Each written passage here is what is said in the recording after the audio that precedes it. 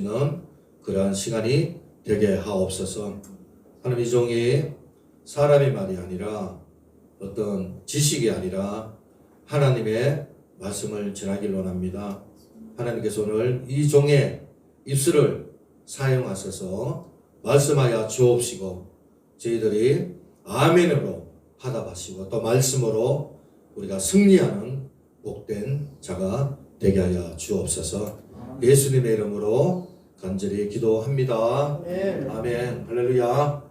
따라하겠습니다. 주님이 받으시는 예배. 주님이 받으시는 예배. 다시 한번요. 주님이 받으시는 예배. 주님이 받으시는 예배. 네, 오늘 제목입니다. 주님이 받으시는 예배가 있고 주님이 받으시지 않는 예배가 있습니다. 우리가 믿음 생활을 하잖아요. 신앙 생활을 하는데 정말 중요한 게 있습니다. 제일 가는 게 있는데 그게 뭐냐면은 예배입니다. 그래서 예배가 무너지면은 믿음도 무너지는 거예요. 신앙도 무너집니다. 그래서 우리는 어떻게 하든지 예배를 성공해야 됩니다. 예배가 성공한다는 것은 다른 게 아닙니다.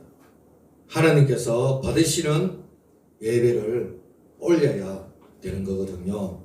분명히 하나님께서 받으시는 예배는 산 예배고 하나님께서 받지 않으신 예배는 죽은 예배입니다.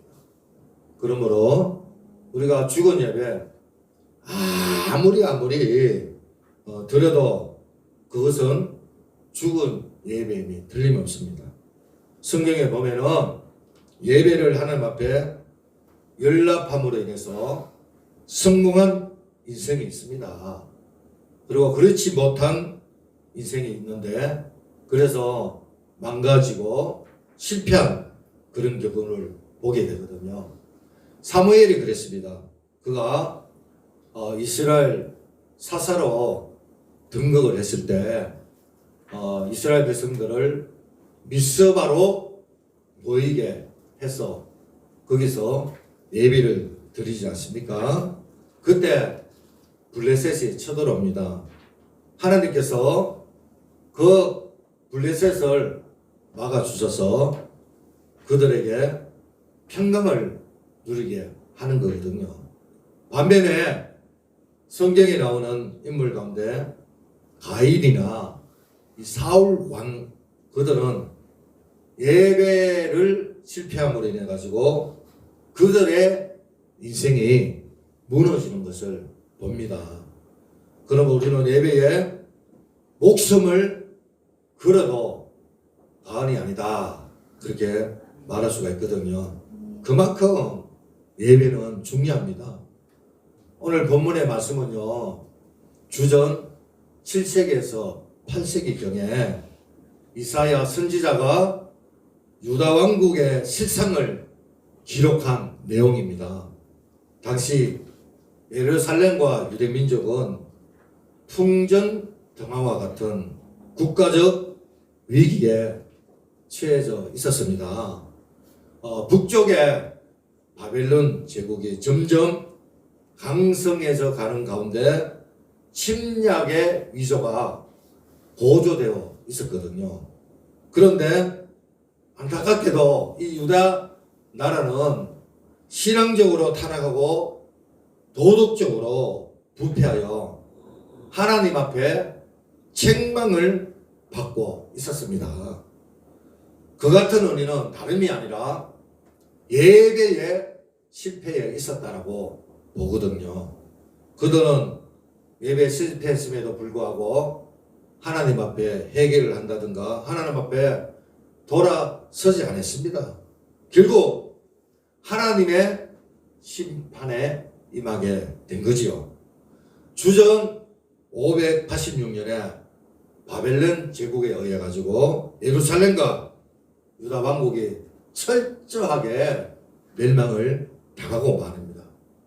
이것을 볼 때 이처럼 예배는 한 사람 인생에 있어서 성공과 실패를요 가름하고요 또 국가적으로도 마찬가지입니다. 하나님께서 오늘 우리에게 하나님께서 받으시는 예배, 받지 않으시는 이 예배, 그에 대해서 무엇인가에 대해서 오늘 본문 말씀을 통해서 우리에게 말씀을 하십니다. 은혜 받으시길 바랍니다. 먼저 하나님께서 받지 않은 예배가 있습니다. 죽은 예배지요. 11절인데 11절 다 같이 한번 읽겠습니다. 시작. 여호와께서 말씀하시되 내 무수한 제물이 내게 무엇이 유익하며 나는 수강의 번제와 살찐 집성의 기름에 배불렀고 나는 수송아지나 어린 양이나 수염소의 피를 기뻐하지 아니하노라. 유다 백성들은 하나님께 예물을 드리고 많은 제물을 바쳤지만 하나님께서는요 그거 기뻐하지 않는다 말합니다. 왜 그러실까요? 12절에 보니까 다 볼까요? 시작. 너희가 내 앞에 보이로니 이것을 누가 너에게 요구하였느냐? 내 마당만 밥을 보내니라. 그들이 하나님 앞에 나오기는 했습니다. 왔습니다. 왔어요. 그런데 그 껍데기만 나왔다는 이야기입니다. 정작 드려야 할 마음은 딴 곳에 있었다 이 말이에요. 이 같은 그들의 모습을 향하여 하나님께서는 저들은 내 마당만 밟을 뿐이다 라고 말합니다. 여러분 오늘 날씨가 얼마나 춥습니까? 그렇잖아요. 이 추운 날 예배 자리에 나온 거 하나님 앞에 나온 거 무척이나 귀합니다. 그런데 이게 다가 아니죠. 정말 내가 드려야 할 예배, 내가 드리는 이 예배, 여기 하나님을 향한 내 마음이 있느냐, 내 중심이 있느냐, 정말 하나님께 드릴 그런 마음이 있느냐, 이게 중요하거든요.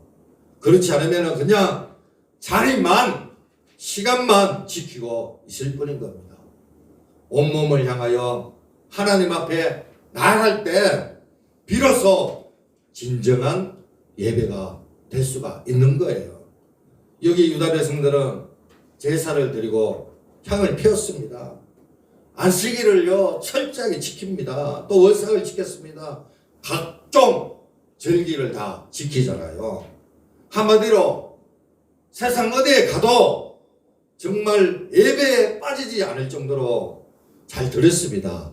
그런데 하나님께서 이들을 향하여 뭐라고 말씀하십니까? 자, 14절, 13절 봅니다. 자, 시작. 헛된 제물을 다시 말라. 분양은 내가 가증히 여기는 바여 원삭과 시객과 대로 보이는 것도 그러하니 성애와 아울러 악을 행하는 것을 내가 견디지 못하겠노라. 14절. 내 마음이 내 원삭과 정한 절기를 싫어하니 그것이 내게 모건짐이라. 내가 지기에 곤비하였느니라. 예, 하나님은 저들에게 헛된 재물을 가져오지 말라 말합니다. 너희들 부정하는 거 내가 가증히 여긴다. 성예로 모이는 거, 악을 행하면서 모이는 거 내가 더 이상 견딜 수가 없다. 그러면서 15절에 봅니다. 자, 볼게요. 시작. 내가 손을 펼 때 내가 내 눈을 너희에게서 가리고 내가 많이 기도할지라도 내가 듣지 아니하리니 이는 내 손에 피가 가득함이니라. 예, 이유가 뭐냐? 너의 손에 피가 가득하기 때문에 그렇다는 거예요. 이는 그들의 그야말로 예배는 예배대로 드리고 삶은 엉망이었다라는 거죠. 한마디로는 예배는 드리지만 그것은 하나의 형식적이고 종교적인 의식이었다는 거예요. 삶에는 정말 열매가 있어야 되고 예배하는 삶이 있어야 되는데 그게 아니었다는 거예요. 삶에는 예배가 아니었다는 거예요. 변화가 없는 그런 삶을 살았다는 거죠. 그래서 그들은 하나님 앞에 악을 행했던 것입니다. 공의를 저버려 연약한 자들을 외면하고 고와 가부를 무시했다는 거죠. 한마디로 이들은 형식만 예배를 드렸지 마음이 없다 이렇게 말씀을 하고 있는 것입니다.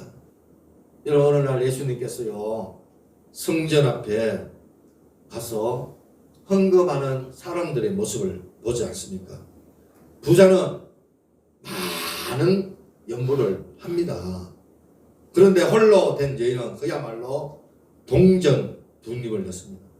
예수님은 제자들 불러놓고 이 가난한 여인이 부자보다 더 많은 연보를 하나님께 드렸다 말합니다. 그 이유는 부자는 넉넉한 가운데서 일부를 떼어 넣었지만 이 여인은 가난한 가운데서 가진 모든 것을 자기 생활비 전부를 털어 넣었기 때문에 그랬다라고 말을 하지요. 즉 여인은 마음을 들었다라는 겁니다. 여러분 양아질에 가면은 백준영 김정교회가 있어요. 지금은 은퇴했는데 최이재철 목사님이라고 그분이 쓰신 책에 보면은 매듭지기라는 책이 있는데 그게 다음과 같은 얘기가 있습니다. 그분이 20대 때요 항공운송 계통에 일을 했는데 적지 않은 돈을 벌었다고 해요. 그리고 그것보다도 홍성사라는 이 출판사를 그가 운영을 했는데 얼마나 출판사가 잘 되었는지 많은 수익을 얻었대요. 그래서 그 수익으로 많은 11조도 하고 또 건축헌금도 하고 구제헌금도 하고 주정헌금도 하고 하여튼 하나님 앞에 많은 예물을 드렸대요. 그런데 이분이요 그 책에서 뭐라고 고백을 하냐면은 그때가 자신이 하나님과 가장 거리가 멀어졌다. 멀어져 있을 때였다라고 그렇게 이야기를 합니다. 아니 많은 돈을 벌어가지고 하나님 앞에 헌금을 여러 가지 많은 헌금을 하나님 앞에 드렸음에도 불구하고 왜 하나님과 거리가 멀었다고 합니까? 그것은 자기가 종교적 어떤 의무감으로 했지 마음이 하나님 앞에 실리지 아니했다라는 그런 이야기거든요. 한마디로 그는 그 껍데기만 하나님 앞에 갔다라는 하나님 앞에 드렸다라는 겁니다. 여기 본문의 유다 백성들 예배는 형식적이었고 마음을 더지지 않았습니다. 시간에 맞추어 예배 자리에 왔지만은 그들의 마음은 다른 곳에 있었다는 겁니다. 하나님께서는 그 같은 그의 예배를 받지 않았다는 겁니다. 자 그렇다면 여러분 하나님께서 받으시는 예배는 어떤 예배입니까? 그것은 바로 둘째로 산 예배인 것입니다. 어떤 예배입니까? 그것은 무엇보다도 마음으로 나아가는 예배인 것입니다. 결코 그 껍데기만 아니라 진심으로 나아가는 예배를 말하는 거죠. 누가복음 18장에 보면 예수님께서 어느 날 성전 앞에 기도하러 나온 두 사람의 얘기를 합니다. 한 사람은 바리새인이었고 한 사람은 세리였거든요. 근데 이 바리새인은 많은 사람 앞에 자기가 악을 행하지 않았다 그러면서 자기를 드러냅니다. 하나님 나는 저 세리와 같지 않고 또 가늠한 사람과 같지 않고 나는 일주일에 2번 금식하고 소득의 11조를 하나님 앞에 드리고 그리고 자기는 시간을 맞춰서 하나님 앞에 기도합니다. 그러면서 자기 의를 드러냈단 말이에요. 하지만 세리는 하늘으로 쳐다보지도 못하고 주여 나를 불쌍히 여겨 주옵소서 하면서 가슴을 치며 하나님 앞에 나갔습니다. 예수님은 이 두 사람의 모습을 보면서 하나님 앞에 인정을 받고 자기 집으로 돌아간 사람은 바리새인이 아니라 세리였다라고 말을 합니다. 즉 바리새인은 연락되지 못하고 세리만 연락되었다라는 거죠. 왜 그랬습니까? 왜? 이유가 뭡니까? 바리새인은 그 껍데기만 하나님 앞에 나왔지 중심을 들었지 않기 때문에 그런 것입니다. 반면에 세리는 하나님 앞에 나올 수 없는 죄인된 모습 때문에 하늘 우러러 하나님을 쳐다보지도 못하고 가슴을 치며 자기를 불쌍히 여겨달라고, 하나님 나를 긍휼히 여겨달라고 그러면서 가슴을 치면서 하나님 앞에 나갔던 것입니다. 여러분 그렇습니다. 여러분 그렇다면 하나님 앞에 연락되는 예배를 드리기 위해서 우리는 어떻게 해야 될까요? 하나님께서는요, 예배하는 자를 찾으신다고, 영과 진리로 예배하는 자를 찾으신다고 말씀을 하셨는데, 바로 그 사람은 바로 마음을 하나님께 드리는 사람. 본문 18절 보십시오. 여호와께서 말씀하시되 오라 우리가 서로 변론하자. 너희의 죄가 주홍 같을지라도 눈과 같이 여질 것이요 진홍같이 붉을지라도 양털같이 희게 되리라. 예, 이 말씀은 하나님 앞에 마음을 털어놓고 얘기를 한번 하자, 그런 말이거든요. 이 세상에서 여러분 가장 불쌍한 사람이 누군지 아십니까? 교회에 나오면서도 구원받지 못한 사람인 거예요. 다시 말해서 가식적으로 신앙생활하는 사람인 것입니다. 여러분 마치 노아가요 방주를 만들 때 많은 사람들이 방주를 만들었잖아요. 그런데 정작 그 방주 안에 들어갔던 사람은 노아 가족 외에는 아무도 없었던 것입니다. 나머지는 그저 수고만 했지 거기에 대한 마음이 없었다는 거예요. 오늘 우리도 하나님 앞에 가식적으로 나온 사람, 아무리 많은 예배를 드리고 아무리 많이 우리가 하나님 앞에 드린다 할지라도 그것은요 0 플러스 0입니다. 제로입니다. 그 사람 예배는 하나님 앞에 아무리 진실함이 없기 때문에 그런 것입니다. 우리는 하나님 앞에 정직하게 드리면 자신의 진짜 모습을 볼 수가 있는 거예요. 우리 자신이 하나님 앞에 어떤 모습인가를 깨닫게 되는 거거든요. 마치 겨울 앞에 서면 우리의 모습이 있는 그대로 드러나듯이 하나님 앞에 정직한 모습으로 예배를 드리면 우리의 제약된 모습을 드러낼 수밖에 없는 것입니다. 그래서 하나님 앞에 솔직하게 하나님 내 모습 이대로 주님께 나왔습니다. 할렐루야. 나의 모습 이대로 주님 받아 주십시오라고 고백을 하게 되는 거잖아요. 여러분 우리가 그렇지 않습니까? 살면서 여러분 우리가 항상 하나님을 향한 그 마음이 뜨겁고 신실하고 정직하고 그렇지 않을 때도 있지 않습니까? 화날 때도 있고 우리가 또 스트레스 받는 일도 있고 또 부부 불화가 있고요. 그랬을 때 우리가 정말 마음으로 하나님 앞에 나온다는 게 쉬운 게 아닙니다. 물론 종교적으로 예배 사람들이 참여할 수가 있습니다.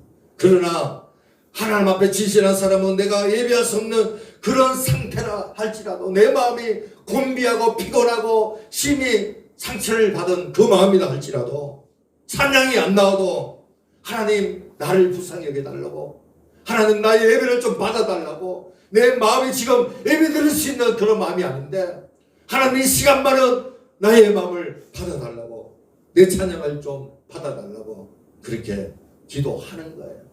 성령이여 도와주옵소서. 여러분 이것이 바로 진실이 아니겠습니까? 주님 이 시간만은 내가 진실한 예배자가 되기를 원합니다. 있는 모습 이대로 나를 받아 주옵소서. 우리 하나님은요 우리의 애물을 보지 않습니다. 중심을 보시는 거예요.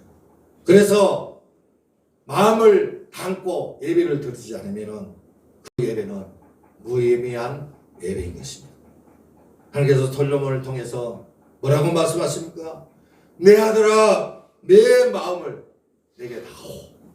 너 마음을 내게 달라고 주님은 말씀을 하시는 겁니다.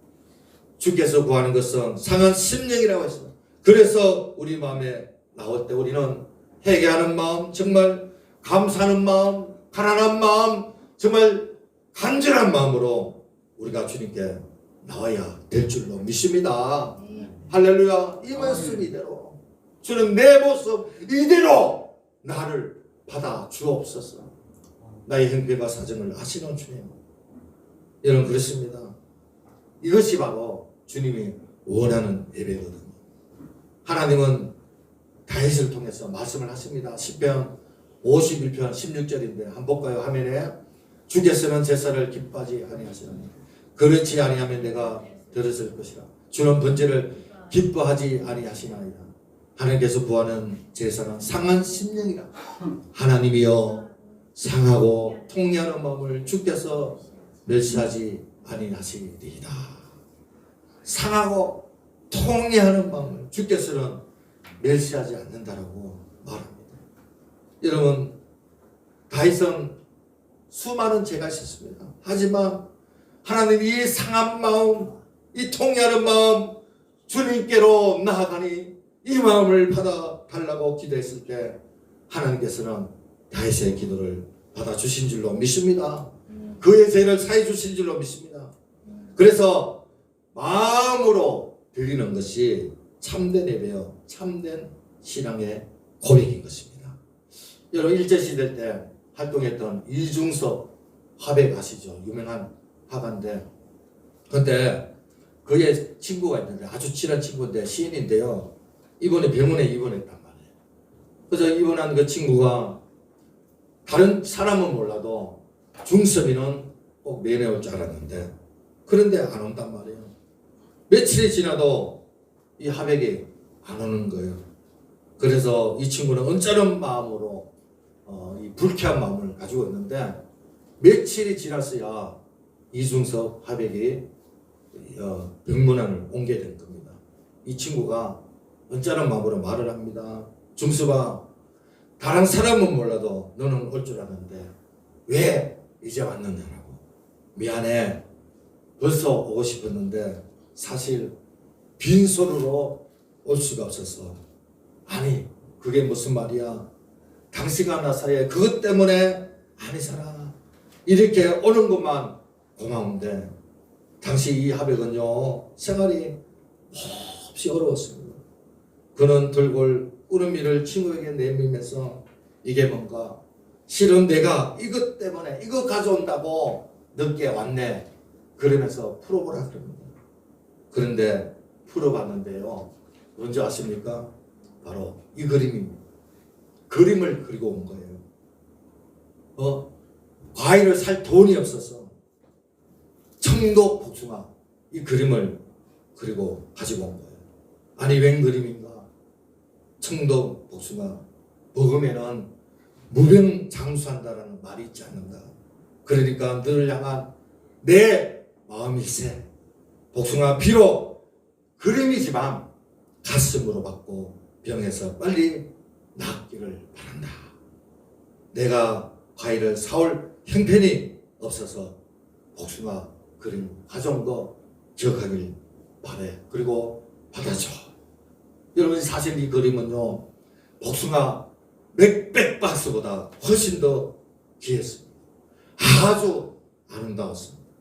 분명 그 그림은 친구 기억에 영원히 남는 최상의 선물이었다라는 겁니다. 그렇습니다. 사람과 사람 사이에 가장 중요한 것도 바로 마음과 마음의 주고받음인 것입니다. 아무리 가까운 관계다 할지라도 마음이 주고받음이 없다면 남남과 다를 바가 없는 겁니다. 여러분 부부지간에도 마찬가지입니다. 마음과 마음이 전해지지 않는다면 어떻게 부부라고 말할 수가 있겠습니까? 부모 자식 간에도 마찬가지입니다. 하나님과 우리의 관계도 마찬가지인 것입니다.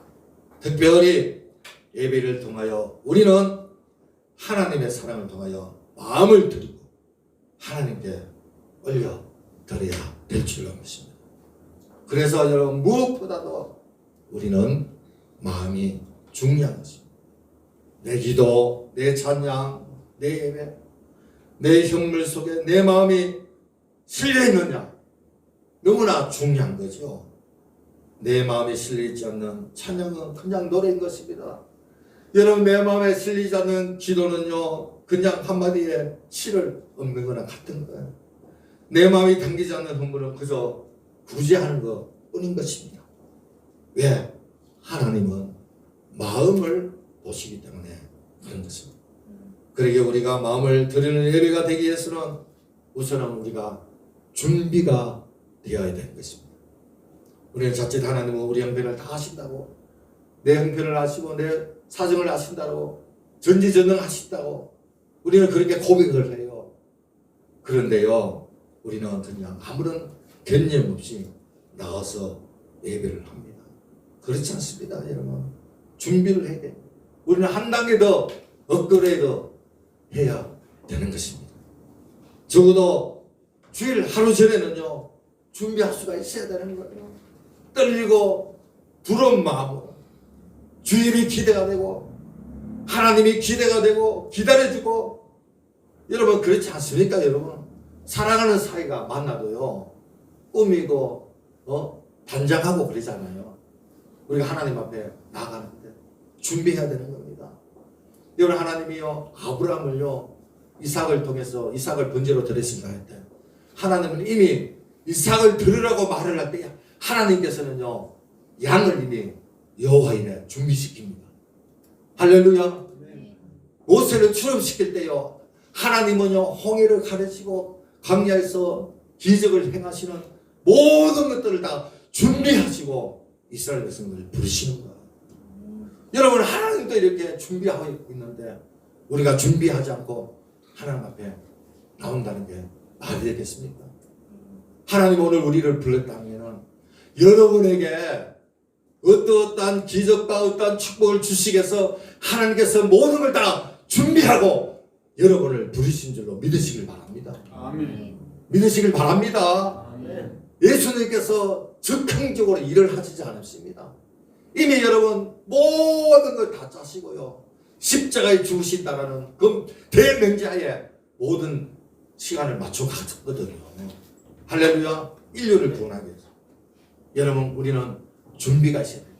우리 선조들 얼마나 준비 많이 했습니까?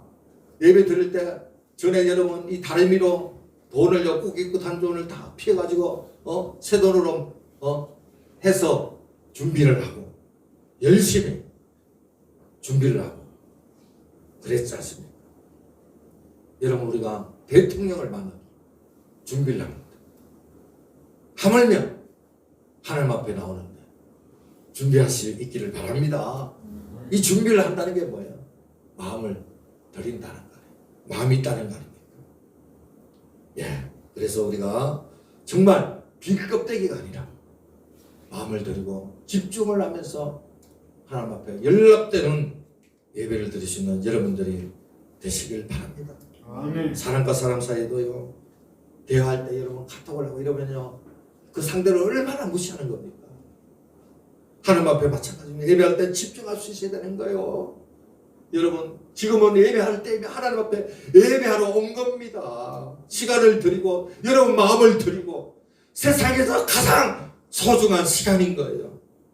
우리가 마음을 드릴 때 하나님께서는 우리 예배를 기뻐받아 주실 줄로 믿습니다. 아멘. 자 그러면 우리 삶이 변화가 되는데 자 18절 다 같이 읽겠습니다.